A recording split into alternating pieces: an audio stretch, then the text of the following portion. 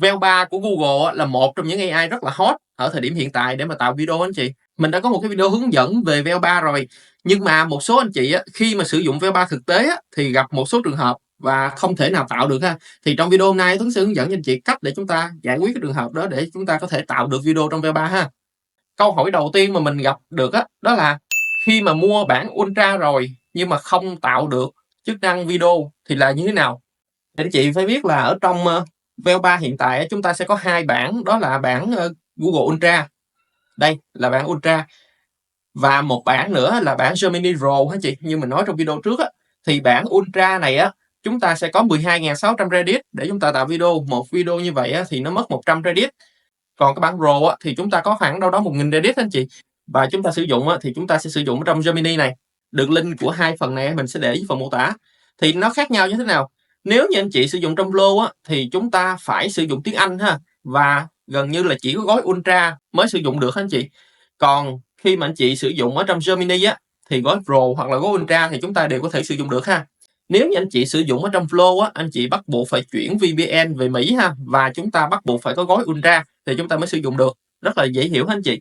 Bởi vì ở trong Flow này chưa có support ở Việt Nam, và cái gói Ultra cũng chưa có support ở Việt Nam ha, chỉ mới có sử dụng ở Mỹ thôi, nên anh chị phải chuyển vùng về Mỹ ha, không có chuyển vùng về những quốc gia khác nha. Thái Lan hoặc là Philippines hoặc là Pháp gì đó thì cũng không được anh chị, bắt buộc phải là Mỹ ha, thì chúng ta mới sử dụng được VEO3 ở trong Flow.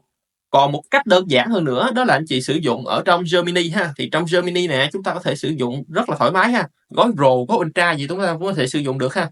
Như vậy nếu mà anh chị đã có gói Ultra rồi chúng ta không sử dụng được thì thứ nhất có thể là do anh chị chưa có chuyển vùng quốc tế về Mỹ. Cách chuyển vùng như thế nào mình để phần comment ha, mình ghim đó để mà anh chị có thể cài một cái extension đó chúng ta sử dụng và chúng ta có thể chuyển được thôi anh chị, rất đơn giản thôi.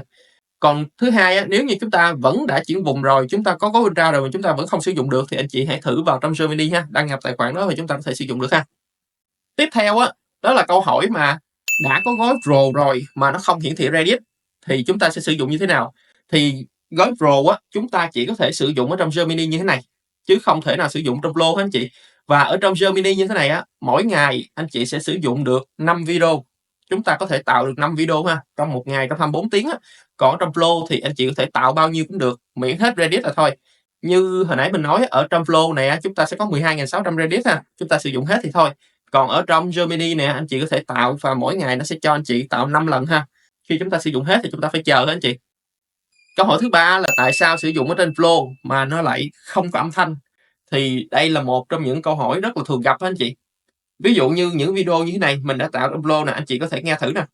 Em đến như cơn gió cuốn cả bình yên của anh đi mất. Đấy, hoặc là cái video như thế này. Không có đường lùi nữa, giờ chỉ còn cách bước tiếp. Anh chị sẽ thấy đa phần ở trong Flow chúng ta tạo nó sẽ có âm thanh, nhưng mà trường hợp như thế nào mà nó không có âm thanh? Thứ nhất là khi mà chúng ta đã tạo video như thế này chúng ta mở rộng khung hình ra nè, và chúng ta bấm vào Extend. Giống như hôm trước mà mình nói thì Extend này chúng ta chỉ có thể sử dụng Model VEO2 ha, mà Model VEO2 thì không thể nào có âm thanh anh chị. Thứ hai nếu như chúng ta sử dụng Zoom to nhưng mà nó vẫn không có âm thanh, ví dụ như này, chúng ta Zoom to và chúng ta chọn từ đây Model VEO3 mà nó vẫn không có âm thanh thì mình nghĩ có thể là do lỗi ở trong Flow khi mà mình chuyển VPN anh chị. Thì cách xử lý khi mà chúng ta tạo video không có âm thanh đó là chúng ta hãy sử dụng ở trong Gemini, thì nó sẽ khá đơn giản hơn. Anh chị có thể tạo và gần như cái video nào nó cũng có âm thanh hết nha. Khi mà chúng ta tạo video thì chúng ta hãy tránh trường hợp tạo những video mà có trẻ em hết anh chị. Thì đó là một trong những trường hợp mà mình thấy là đa phần mà tạo ra thì nó sẽ không có âm thanh hết anh chị. Tiếp theo đó là câu hỏi là tại sao chúng ta cho nhân vật nói tiếng Việt không được? Thì rất là đơn giản anh chị. Như video mà VEO3 mình nói ở trong Flow thì anh chị phải sử dụng tiếng Anh để mô tả trong phần prompt là cái phần chủ yếu ha. Chúng ta chỉ có thể sử dụng tiếng Việt rất là ngắn ở trong cái câu thoại ha. Ví dụ như anh chị sẽ thấy câu thoại đây. Anh chị sẽ thấy trên màn hình ha, là cái phần tiếng Việt nó rất là ngắn. Ở đây cái câu tiến sĩ Nam tôi cần nói chuyện nè, mình sẽ cho chị xem cái video này.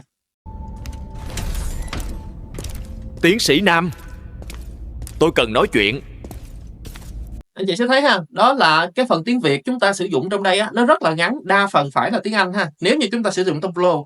Còn nếu như chúng ta sử dụng ở trong Gemini thì anh chị cũng sẽ gặp trường hợp dù là chúng ta viết tiếng Việt thì nó vẫn không đọc được tiếng Việt. Ví dụ như cái câu Chrome này nè, anh chị sẽ thấy đó là một con thằn lằn áo gió khác đen nè, rồi kính râm, nó rất là dài ha. Và ở dưới đây nó sẽ nói là nhìn thẳng vào camera và nói đầy tự tin, không cần cascader khi bạn là thằn lằn. Tức là cái câu mình muốn của con thằn lằn này nói là tiếng Việt, nhưng mà anh chị sẽ nghe thử nè, lý do tại sao nó không nói được tiếng Việt nè. No stunt double needed. When you're a lizard. Anh chị sẽ thấy vì chúng ta ở đây chúng ta đang ghi một cái câu nói như thế này và chúng ta chưa có yêu cầu nó là nói bằng tiếng Việt. Ở đây cũng là câu rơm như thế này, mình chỉ bổ sung trong đây một cái câu rất là ngắn là nói chuyện nó bằng tiếng Việt thì nó sẽ nói tiếng Việt cho anh chị xem. Anh chị sẽ thấy câu rơm y chang như trên, không khác gì hết, nhưng mà ở đây mình sẽ nói là con thằn lằn này nhìn thẳng camera nói tự tin bằng tiếng Việt, tức là chúng ta chỉ thêm cái chữ bằng tiếng Việt, không cần cascader khi bạn là thằn lằn thì nó sẽ nói như thế nào cho anh chị sẽ xem nữa.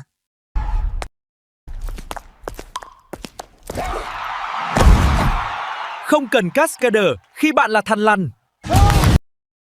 Anh chị sẽ thấy tức là khi mà chúng ta sử dụng trong Gemini thì anh chị hãy yêu cầu nó chính xác là nói bằng tiếng Việt thì ở trong cái câu thoại đó nó sẽ nói bằng tiếng Việt Còn nếu như anh chị không nói gì hết thì thi thoảng nó sẽ nói tiếng Anh anh chị. Tức là cũng có trường hợp nói tiếng Việt, có trường hợp nói tiếng Anh, nhưng mà để mà đảm bảo thì anh chị hãy thêm cái câu là nói bằng tiếng Việt thì nó sẽ đảm bảo hơn Còn ở trong Gemini này anh chị có thể sử dụng cái câu tiếng Việt nó dài hơn cũng được, nó không cần phải ngắn bởi vì ở trong Gemini chúng ta vẫn có thể sử dụng tiếng Việt được Ví dụ như cái đoạn prompt này mình viết toàn bộ bằng tiếng Việt hết Một con ve nè ngồi trên cao nè, nó hát mà cái câu là tiếng Việt là hát chưa xong mùa hè thì đã tới mùa mưa Anh chị sẽ thấy nè, và nó vẫn hiểu câu prompt này, nó vẫn có thể nói tiếng Việt cho chúng ta. Hát chưa xong mùa hè đã tới mùa mưa rồi. Đấy, chúng ta sẽ hiểu như vậy Khi mà chúng ta yêu cầu ở trong Gemini hoặc là trong Flow thì anh chị nắm được cái nguyên tắc, khi mà chúng ta viết prompt thì nó sẽ tạo ra được cái video như chúng ta mong muốn Ở đây cũng là một cái ví dụ về câu prompt Anh chị sẽ thấy nè, ở trên đây là nhân vật nè nói he says và ở dưới đó là cái câu tiếng Việt. Còn cái câu prompt dưới đây là he say in tiếng Việt hoặc là in Vietnamese và cái câu nói tiếng Việt. Thì cái câu thoại ở trên đây cái video trên đây nếu mà chúng ta không ràng buộc vào nói tiếng Việt thì nó sẽ nói tiếng Anh. Anh chị nghe nè. We don't need anyone to tell us how to live. We just need to be heard once. Đấy, anh chị sẽ thấy còn nếu mà chúng ta yêu cầu nó là nói tiếng Việt thì nó sẽ nói tiếng Việt. Tụi em không cần ai nói phải sống sao, chỉ cần được lắng nghe một lần thôi. Rất đơn giản để khắc phục để cái tình trạng mà nói tiếng Việt anh chị. Còn cái trường hợp mà có một số bạn hỏi là làm sao để khớp giọng giữa người nói và cái tiếng âm thanh ở trong đây anh chị, thì cái này chúng ta phải chịu Ví dụ như hồi nãy video mà anh chị xem thì nhân vật trong đây nói và cái khẩu hình miệng nó rất là khớp với lại cái tiếng nói anh chị sẽ xem thử nè. Tụi em không cần ai nói phải sống sao, chỉ cần được lắng nghe một lần thôi. Đấy, cái khẩu hình miệng và cái lời nói nó rất là khớp nhưng mà cũng có một số trường hợp đó là nó không khớp được anh chị. Ví dụ như trường hợp kiểu như thế này. Chạy đi, nó đang tự mở kết nối toàn hệ thống. Ví dụ như trường hợp như thế này anh chị sẽ thấy là nó chỉ có cái phần âm thanh của lời nói thôi, chứ khẩu hình miệng của trong đây không có người nào nói hết anh chị. Thì trường hợp này mình có thể xử lý bằng cách là nên tập trung vào một cái nhân vật chính anh chị. Ví dụ như anh chị muốn cái nhân vật đó nói như thế nào thì nên có một nhân vật thôi, chứ đừng có thêm một cái group người anh chị. Thì mình thấy group người đa phần là nó sẽ nói rất là sai nó chỉ có phần âm thanh là chủ yếu thôi, còn phần người nói thì thi thoảng nó đúng, thi thoảng nó sai anh chị. Tuy nhiên dù sao thì Veo 3 cũng mới ra mắt anh chị, và hiện tại cái lượng người dùng nó rất là nhiều anh chị. Nó mỗi ngày có biết bao nhiêu người dùng và cái việc mà generate ra lỗi âm thanh hoặc là lỗi về khẩu hình miệng mình nghĩ đó là chuyện rất là bình thường anh chị. Đơn cử nhất trường hợp mà nó lỗi anh chị, đó là khi mà chúng ta gõ một cái prompt như thế này và Gemini nó sẽ báo là tôi hiện chưa thể hỗ trợ bạn việc đó bởi vì tôi nhận được rất nhiều yêu cầu, vui lòng thử lại sau. Thì trường hợp này kiểu như là máy chủ quá tải anh chị, thì nó sẽ overload và nó cần có thời gian để mà chúng ta thử lại anh chị. Ở trong đây mình đôi khi mình thử 2-3 prompt liên tục thì nó vẫn không thể tạo ra cho chúng ta nó cứ báo như vậy. Thì đến những cái prompt sau thì nó sẽ tạo ra được Thì cái này chúng ta cần phải chờ và chúng ta làm anh chị.